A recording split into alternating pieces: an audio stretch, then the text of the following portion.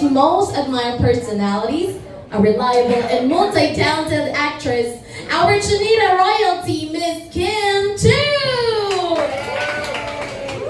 Hello, hello! Magandang tanghali sa inyo lahat. Hello po. Good afternoon, everyone. Ay, na. Hello. Parang normal to. Ano ba? Ano ba? Ayan. Hello. Ayan! Ganito pala. Hindi rin pindot. Sorry. Hello po. Magandang tanghali po sa inyong lahat. And thank you so much for joining us today with Sir Leo and of course, Roger. Yeah, pero kami pagulak-lak. Thank you, Ate Kim. So, we're gonna have like a kwentuhan real quick. Okay. Okay. Let's get it on. Let's get it on. Yes, welcome back to the Philippines. Salamat kaayo, Tikim. Happy ko, bakit may Bisaya? Bisaya ba yung mga press?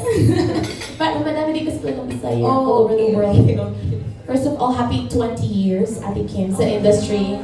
Oh, this feels so old, pero thank you so much. Hindi naman. Grabe, 20 years, dalawang dekada. Let's give it up for Miss Kim Chu. Yes, true. Ang ganda ng face. Now, this question is for you, Ate Kim. Can you describe the feeling of being part of World Remit and its Bahay Mo Panalo Mo campaign in the past 4 years?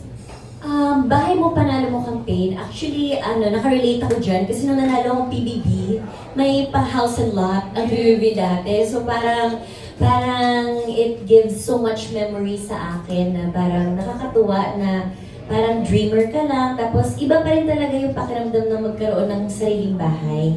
And lalong-lalo na papagbigay. True! Ang Diba? sarap tirahan. Ang sarap tirahan. Kasi iba talaga yung meron kang matatawag mo na na akin to.